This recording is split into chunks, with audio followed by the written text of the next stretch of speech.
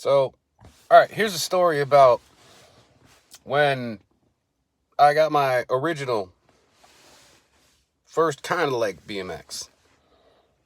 I say kind of like BMX because I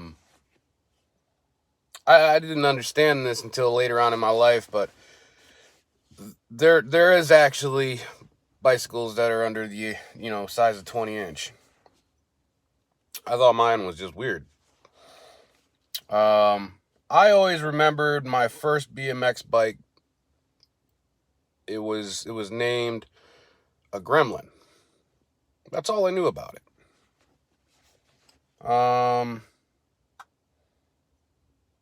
So when I was 4 years old, I had I think it was a 16-inch or maybe an 18-inch. I don't know. Very rare back then. They had small bikes, but they didn't have small good bikes like they have now. So as all 4-year-old children do, they leave their fucking bikes in the driveway, and their dad runs them over with their pickup truck. Well, my dad, he's got a big heart, so he felt bad, and he took me down to the local bicycle store by the name of Spokes and Wheels, Greece, New York. They sold a bunch of bikes, but just like a majority in New York, we didn't have Haro. We had GT. No, he wasn't picking me up a GT. Got me a Schwinn Gremlin. I always thought it was an 18-inch. Turns out it was a 16-inch. Brought it home, and I rode the shit out of that thing for way too many years than I should have. And it ended up being actually only 2 years I owned that bike. Well, I had years after that too, but I never rode it again after 2 years. But on that bike before the Schwinn Gremlin, the cheap bike, I learned how to ride my bicycle at 4 years old. No training wheels. And the way my parents did it was they didn't put the training wheels in a motion that was like to prevent the bike from falling over. They put them in a motion that they trailed so that if I got it to the edge point, it would hit a training wheel and I would literally instantaneously wipe out. And then my dad would give me a long spiel about get back on it until you don't do that anymore. And that's what I did. And I rode that little tiny bike all over the place. We had a cemetery in my backyard. Well, not part of my backyard, but like behind my backyard. So we used to all of us get on our bikes and ride around the corner and then basically hop a wall into the cemetery and ride around on the roads in there. And there was an ATV, not a public or private. It was just basically like, I think it was land that either the railroad owned or the cemetery owned, but it was way, way in the back. It was like, I don't know, probably, I want to say like 2 miles, like north of my house going through the cemetery. And I used to ride back there and always basically hauled ass back home to go drink water, or we would end up, just slumming it in the cemetery and drinking out of the taps that the garden guys would use. But yeah, that was my first technical BMX. What legitimately was my real BMX was my Pro Freestyle Tour in 87, because the Gremlin was in 85. And it wasn't just a normal Pro Freestyle Tour. It was a team issued, in team colors.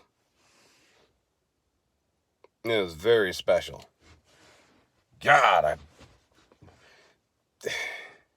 it's the equivalency of basically a Ferrari 250 GT. If anybody have ever had a Pro Freestyle Tour Team Edition in team colors and they got rid of it, they're being in the same position that I am and kicking themselves in the ass. Because even with a little bit of wear, that bike is worth pretty much priceless right now. Which is surprising. It's they're worth more than the Haros, if I'm not mistaken. And I'm not a GT fanboy. Don't get me wrong.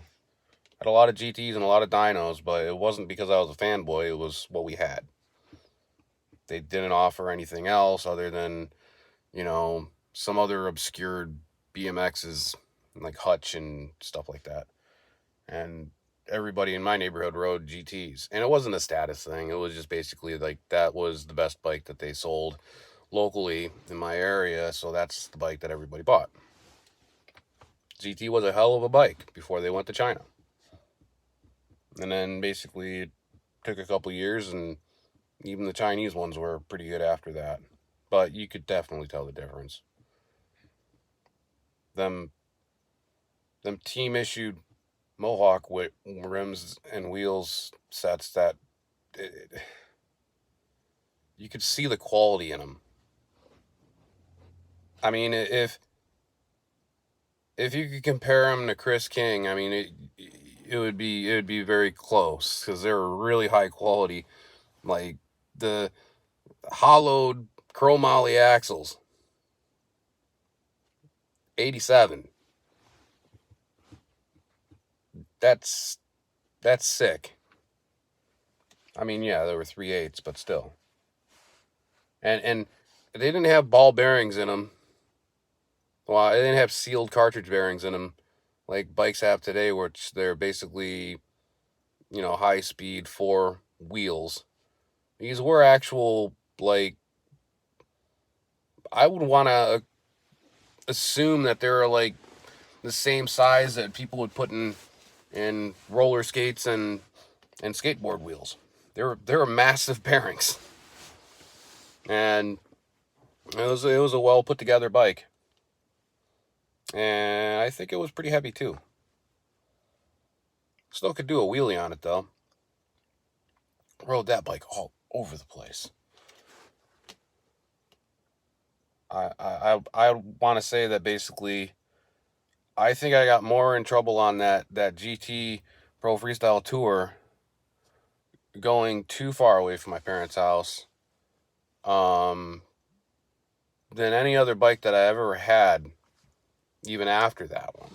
Like, I was going like to my cousin's house that was like on the other side of the next town. So and then ride home from that. So on average, like, I mean, most kids, they like ride around their block or something like that.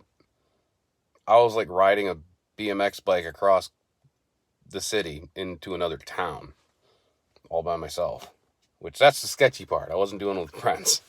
So I could understand why my parents were getting all pissed off at me. But on those days, it'd be basically like round tripping like 20 miles on a 20-inch bicycle that was pretty heavy.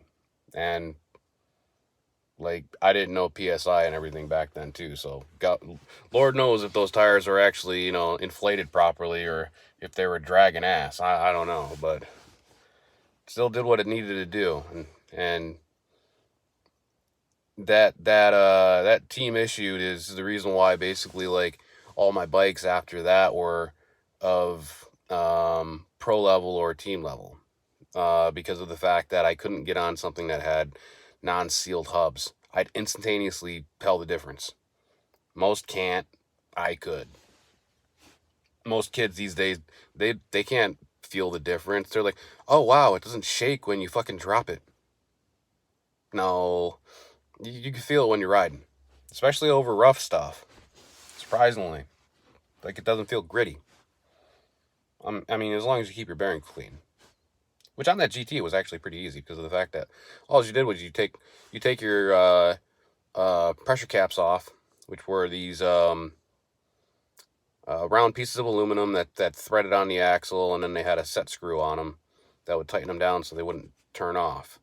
You back those off, then you could actually get to the dust covers for the sealed bearings. You pop those off from the inside, never pop them off from the outside. And when I say inside, I mean like on the shaft, not on the outside of the bearing. If you try and pry it out from the outside of the bearing, you'll actually destroy that dust cover, which I found out the hard way. You pop it off, and then you basically can, like, most people will try and dissolve the stuff that's in there. You don't have to do that. You don't even have to take the bearing off. All you have to do is just basically like take grease and pack it in there and just keep on turning it. And then take your finger and clean it off. Do it again. By the time you pack it 3 times, all that debris and dirt and anything that basically was in there from where you were riding in conditions that you should have been riding that bike in with sealed bearings, it all came out. This is the stuff that I picked up when I was like literally like 7-8 years old. I'm not saying I'm the wizard of bicycles or anything, but mechanically I was always sound.